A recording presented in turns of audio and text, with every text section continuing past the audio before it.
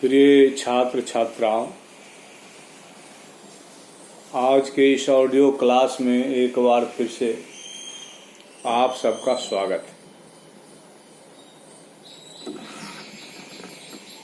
है।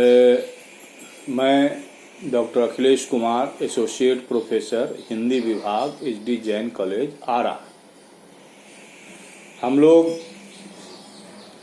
स्नातक खंड 3 हिंदी प्रतिष्ठा के छठे पेपर में हैं, जिसमें भारतीय काव्य शास्त्र का अध्ययन करना है, जिसके अंतर्गत हम लोग काव्य के प्रकार का अध्ययन कर रहे हैं और काव्य के प्रकार से संबंधित कई वर्ग हो चुके हैं, जिसमें प्रबंध काव्य के अंतर्गत महाकाव्य, खंड काव्य, तदुपरांत मुक्तक काव्य, कथा, आख्यायिका के उपरांत हम लोग रूपक की चर्चा कर रहे हैं। रूपक अर्थात नाटक। काव्य का एक महत्वपूर्ण प्रकार है रूपक या नाटक। और पिछले क्लास में हमने रूपक से संबंधित आरंभिक जानकारियां आप सबों को उपलब्ध कराई थी, जिसमें यह बतलाया था कि रूपक क्या है। रूपक में यह बतलाया था कि मनुष्य की अनुकरण वृत्ति का बहुत बड़ा योग होता है और रूपक अलंकार से भिन्नता बतलाते हुए हमने यह बतलाया था कि अभिनेता जो है वह उसके ऊपर पात्रों के रूप, अवस्था और उनके व्यक्तित्व का आरोप किया जाता है। वे पात्र जो पूर्व में हो चुके हैं, यानी जो घटनाएं पूर्व में घट चुकी हैं और वे महत्व की घटनाएं रही हैं, उन घटनाओं को बतलाने के लिए नाटक के माध्यम से अभिनय के द्वारा प्रेक्षकों तक पहुंचाया जाता है और प्रेक्षागृह में प्रेक्षक उससे आनंद की अनुभूति प्राप्त करते हैं। नाटक दृश्य काव्य है। इसका मंचन होता है रंगमंचीय व्यवस्था के तहत। तो हमने यह भी बतलाया था कि इसकी उत्पत्ति जो है आचार्य भरत ने त्रेता युग में मानी है और नाटक के निर्माण के सूत्रधार ब्रह्मा रहे हैं,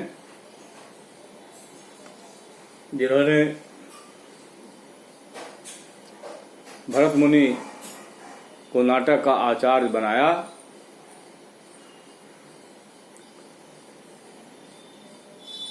यह भी बतलाया गया कि रूपक के 10 भेद हैं और उपरूपक, रूपक से ही संबद्ध उपरूपक के 18 प्रकार हैं। अब हम लोगों को सीधे चर्चा करनी है रूपक के तत्व पर। तो आज हम रूपक के तत्व के अंतर्गत वस्तु की चर्चा करेंगे। भारतीय आचार्यों ने रूपक के 3 प्रमुख तत्व बताए हैं, गिनाए हैं: वस्तु, नेता और रस। पिछले क्लास में हमने इसकी चर्चा की थी।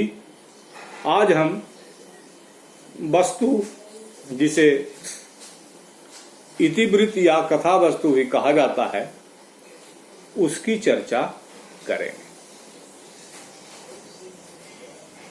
किसी भी रचना के लिए कथा वस्तु का होना आवश्यक है। बिना किसी कथा के जो है साहित्य की गाड़ी आगे कैसे बढ़ेगी। चाहे वह कहानी हो, उपन्यास हो, नाटक हो काव्य हो, कथा होनी चाहिए, और कथा रहती है, जिसके माध्यम से उसी कथा को आधार बनाकर काव्य सृजन होता है। तो नाटक की कथा वस्तु के दो प्रकार बताए गए हैं, आधिकारिक और प्रासंगिक।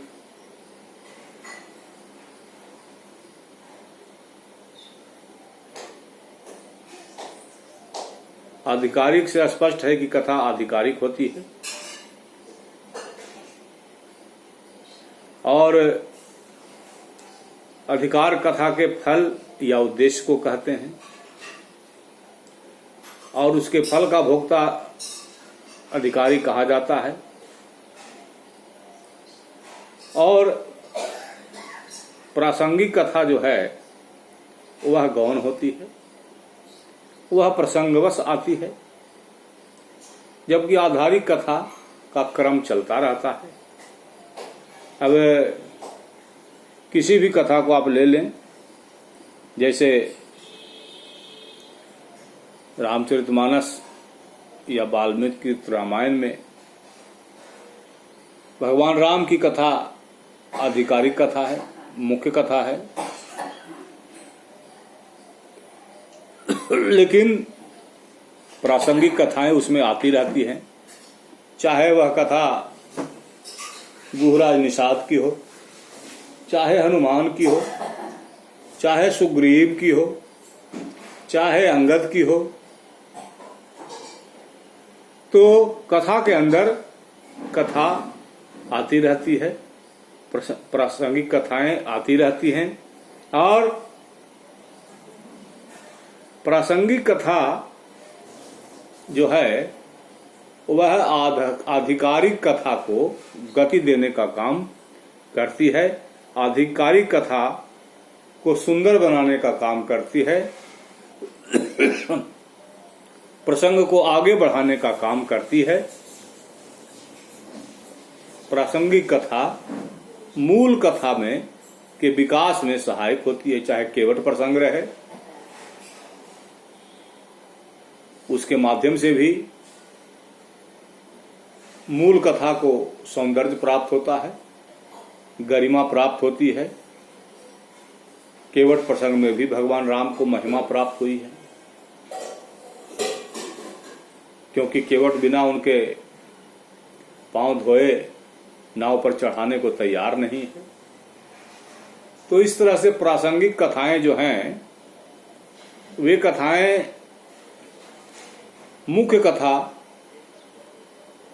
को उत्कर्ष प्रदान करती हैं, लेकिन प्रासंगिक कथा भी दो प्रकार की होती है, एक पताका रूपी और दूसरी प्रकरी रूपी।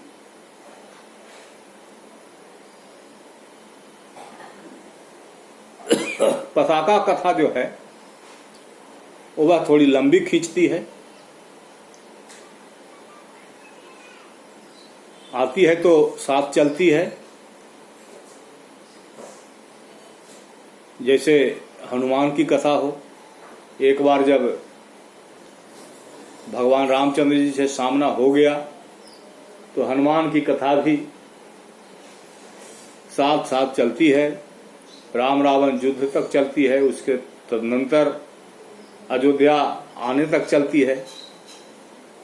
तो ये कथा जो है पताका कहलाती है, और दूसरी कथा जो कि क्षण भर के लिए आती है और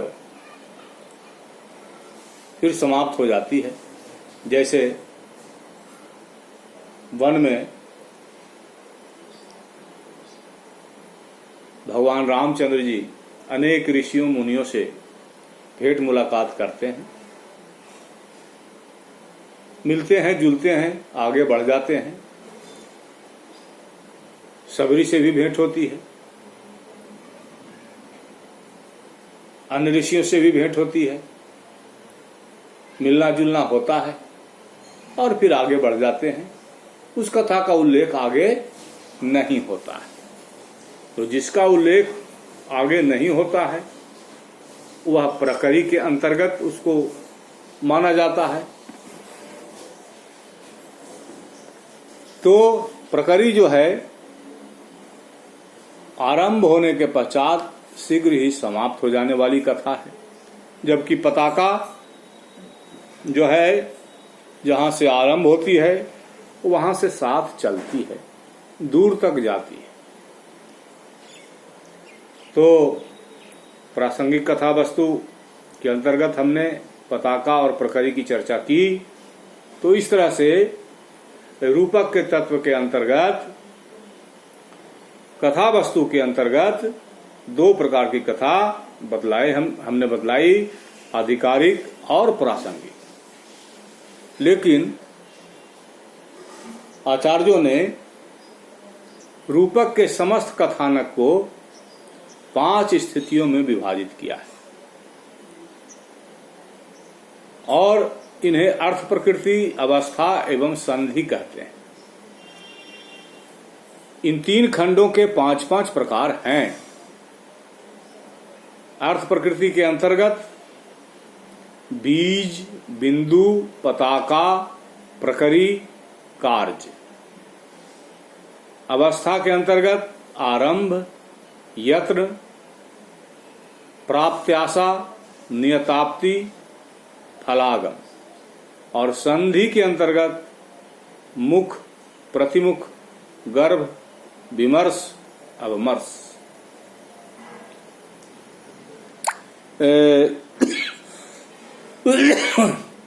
हम इन सब की संक्षेप में चर्चा करेंगे। थोड़ी थोड़ी चर्चा आवश्यक है। पहले हम अर्थ प्रकृति को देखें। अर्थ प्रकृति क्या है? तो कथा वस्तु को प्रधान फल की प्राप्ति की ओर अग्रसर कराने वाला अंश जो होता है उसे अर्थ प्रकृति कहते हैं। फल प्राप्ति की ओर अग्रसर कराने वाला अंश अर्थ प्रकृति कहलाता है। और इसके 5 प्रकार हमने बताए। पहला है बीज। बीज जो है यह मुख्य फल का हेतु है, जो नाटक के विकास के साथ साथ बढ़ता जाता है। इसे हम इस रूप में देखें, जैसे बीज होता है जिसमें अंकुरन होता है, धीरे धीरे वह पनपता है और फिर वृक्ष का रूप धारण करता है। तो इसका जो है पहले अत्यंत सूक्ष्म रूप होता है, धीरे धीरे जब कथा श्रृंखला आगे बढ़ती है तो इसका विस्तार होता है। इसे हम बीज कहते हैं। फिर बिंदु अर्थ प्रकृति के अंतर्गत दूसरा जो है वह बिंदु है। तो बिंदु कथा का वह तत्व है जो दूसरी कथा से विच्छिन्न हो जाने पर कथा वस्तु को जोड़ने और आगे बढ़ाने का कारण बनता है।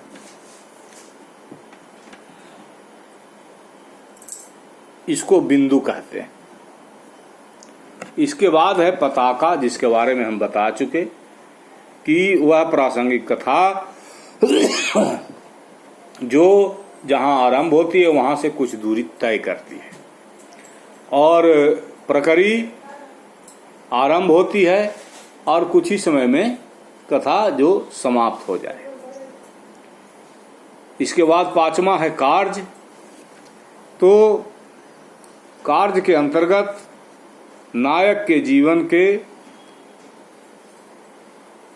प्रमुख लक्ष्यों को साधने का वर्णन होता है।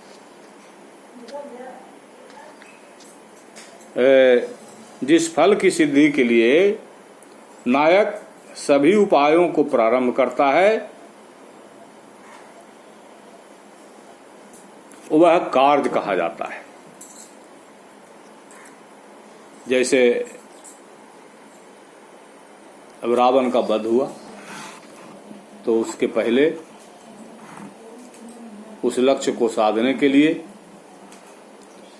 अनेक तरह के प्रयास किए गए। यह कार्य के अंतर्गत आता है। तो हमने बताया कि रूपक के समस्त कथानक को 5 स्थितियों में विभाजित किया गया है और इन्हें अर्थ प्रकृति अवस्था और संधि के रूप में रखा गया है। अर्थ प्रकृति के अंतर्गत हमने बीज, बिंदु, पताका, प्रकरी और कार्य की चर्चा की। अवस्था के अंतर्गत अब हम लोग जो है चर्चा में आते हैं और इसके भी 5 खंड हैं। आरंभ, यत्न, प्राप्त्याशा, नियताप्ति और फलागम। तो रूपक या नाटक में कार्य की 5 अवस्थाएं हैं, यही 5। इसके द्वारा नाटकीय इतिवृत्त को गति मिलती है और आरंभ अवस्था में नायक के हृदय में फल प्राप्ति की इच्छा जगती है। आरंभ अवस्था वह है जब नायक के हृदय में भाव आता है कि हमें इस कार्य को सिद्ध करना है, यह कार्य करना है। दूसरी अवस्था प्रयत्न है। इसमें नायक अपने लक्ष्य सिद्धि के लिए प्रयत्न करता है, प्रयास करता है, उपाय करता है, उद्योग करता है। तृतीय अवस्था है प्राप्त्याशा। इसमें जो है प्राप्ति की आशा होने लगती है, सफलता की संभावना दिखने लगती है। इस अवस्था में नायक जो है वह विघ्न बाधाओं को पार कर उस स्थिति में आ जाता है जहां सिद्धि और असिद्धि के द्वंद्व में सफलता की संभावना जो है उसे प्रतीत होने लगती है। अर्थात संघर्षों का सामना करते हुए आगे बढ़ते हुए उसे लगता है कि सफलता हम प्राप्त कर सकते हैं। चौथी अवस्था है नियताप्ति। इसमें सफलता प्राप्ति का पूरा निश्चय हो जाता है कि सफलता हमको मिलेगी ही।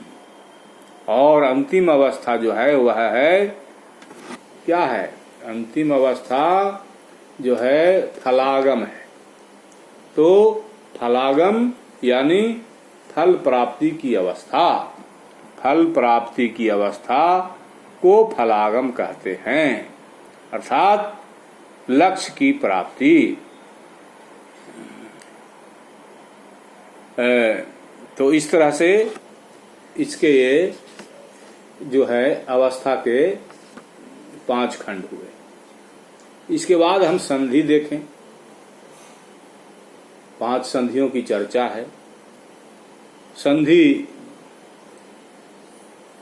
कथानक संबंधी तीसरा तत्व है। 5 कार्य अवस्थाओं का यह योग है। नाटक का वह चमत्कार पूर्ण स्थल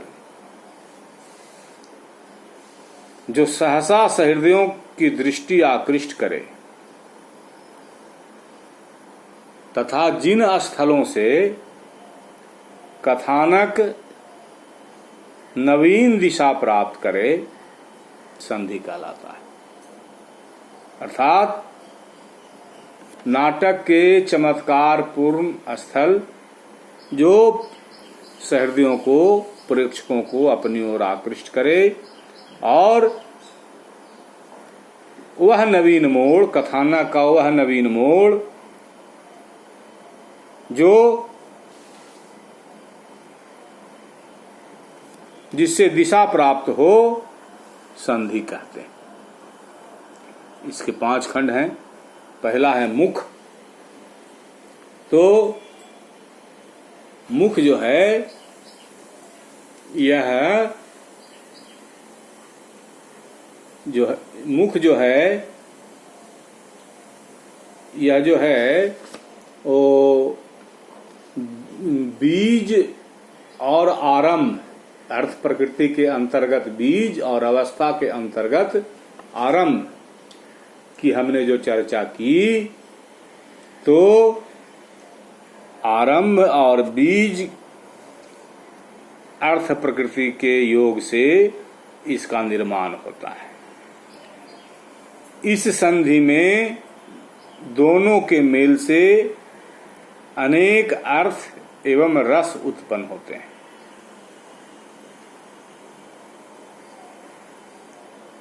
संधियों से नाटक रचना के विभाग का निर्देशन होता है।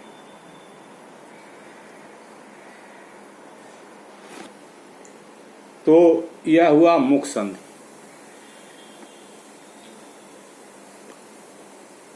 संधियों से नाटक रचना के विभाग का निर्देशन होता है।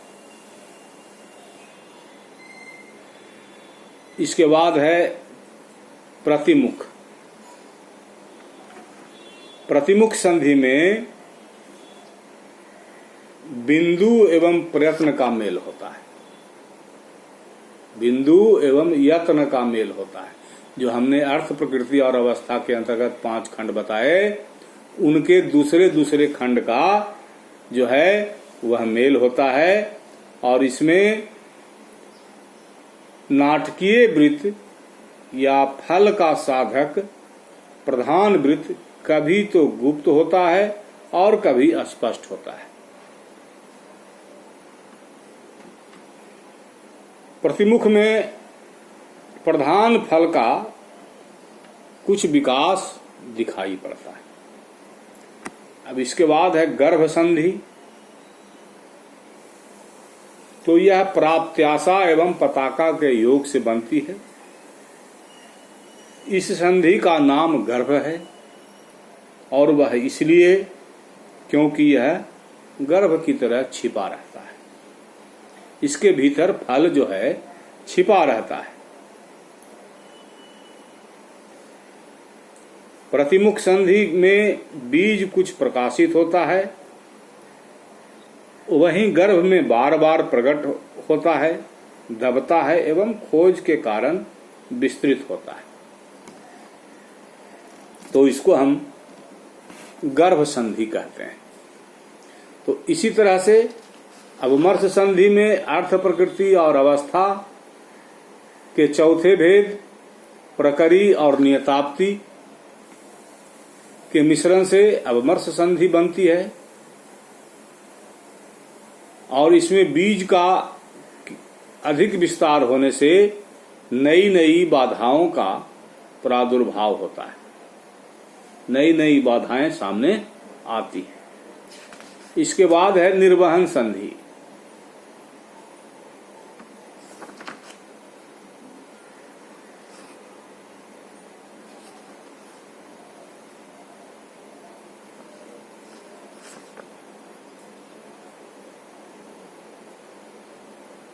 मुख प्रतिमुख गर्भ विमर्श अवमर्श।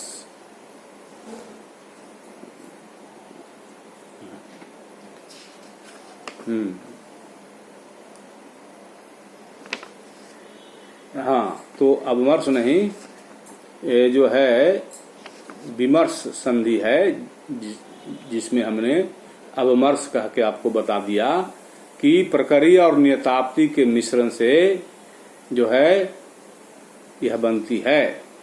इसके बाद निर्वहन संधि है, जो कि जिसे निष्कर्ष रूप में देखा जाता है। इसमें कार्य और फलागम का मेल होता है तथा नाटक के प्रधान फल की प्राप्ति हो जाती है और नाटक पूर्णता को प्राप्त करता है। एक तरह से यह उपसंहार है, निष्कर्ष है। इसे ही निर्वहन संधि कहते हैं। तो संधियों का महत्व यह है कि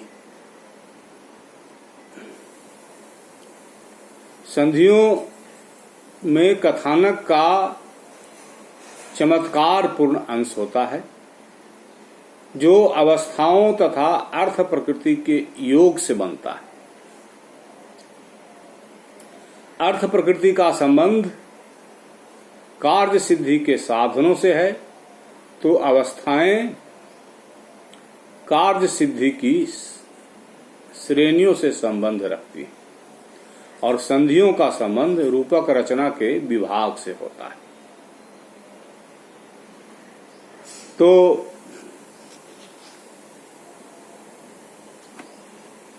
इस तरह से हमने रूपक की 5 स्थितियों की चर्चा की, अर्थ, प्रकृति, अवस्था एवं संधि के माध्यम से। तो यह भी जान लेना जरूरी है कि नाटक की कथा वस्तु ऐतिहासिक हो सकती है, पौराणिक हो सकती है, काल्पनिक हो सकती है, या इतिहास और कल्पना का मिश्रण भी हो सकता है। चूंकि साहित्य है, इतिहास तो है नहीं, आधार होगा ऐतिहासिक, पौराणिक, कल्पना का मिश्रण तो उसमें होना ही है। तो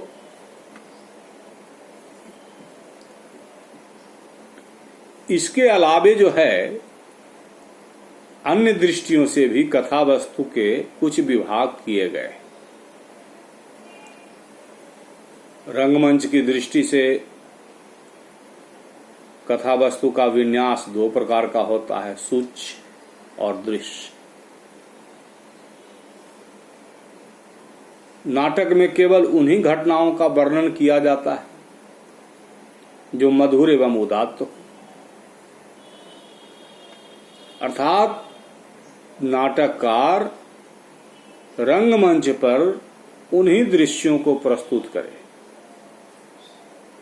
जो मधुर और उदात्त हो, तथा जो घटनाएं नीरस हों उनकी केवल सूचना दे दी जाए। इसके आधार पर सूच्य और दृश्य होता है। भारतीय आचार्यों ने यह भी कहा है कि कुछ दृश्य जो हैं वह रंगमंच के लिए वर्जित होते हैं, उन्हें प्रदर्शित न किया जाए। जैसे लंबी यात्रा, बद्ध, मृत्यु, युद्ध, राज्य या देश का विप्लव, नगर आदि का घेरा डालना, भोजन, स्नान, चुंबन, वस्त्र परिवर्तन, मल मूत्र त्याग आदि, ये सब ऐसे दृश्य हैं जो रंगमंच पर नहीं दिखाई जाने चाहिए। अब सूच्य कथानक के भी 5 प्रकार बताए गए हैं। विष्कंभक, प्रवेशक, चूलिका, अंकाश और अंकावतार। तो हम इनकी सिर्फ चर्चा ही कर देते हैं, विशेष जानकारी इनके संबंध में देना कोई आवश्यक नहीं है। मुख्य रूप से जो हमें बताना था वह हम बता चुके कि रूपक के समस्त इतिवृत्त या कथानक को 5 स्थितियों में विभाजित किया गया है। अर्थ, प्रकृति, अवस्था और संधि के हिसाब से ये 5 स्थितियां हैं, और तीनों की पहली स्थिति संधि के अंतर्गत अर्थ, प्रकृति और अवस्था की पहली स्थिति के मेल से मुख बिंदु, दूसरी स्थिति बिंदु और यत्न के मेल से प्रतिमुख, तीसरी स्थिति पताका और प्राप्त्याशा के मेल से गर्भ, चौथी स्थिति प्रकरी और नियताप्ति के मेल से विमर्श, और 5वीं स्थिति कार्य और फलागम के मेल से अवमर्श या उपसंहार का निर्माण होता है। तो इस तरह से कथा वस्तु की चर्चा जो है संक्षेप में हमने की, पूरी हुई। और इस चर्चा के उपरांत हम आगे जो है वह वस्तु के बाद पात्र की चर्चा करेंगे। पात्र के अंतर्गत ढेर सारे पात्र हो जाते हैं। पुरुष पात्र भी होते हैं और नारी पात्र भी होते हैं। अब पुरुष पात्रों की भी श्रेणियां हैं और नारी पात्रों की भी श्रेणियां हैं। तो पात्र की चर्चा हम आगे के क्लास में विस्तार से करेंगे, जिसमें नायक पात्र के प्रकार भी देखेंगे और नायिका पात्र के प्रकार भी देखेंगे। तो आज के वर्ग के लिए हम समझते हैं कि इतना ही पर्याप्त है। रूपक के तत्व के अंतर्गत कथा वस्तु की चर्चा हमने की, तो आज का वर्ग हम यहीं समाप्त करते हैं। धन्यवाद।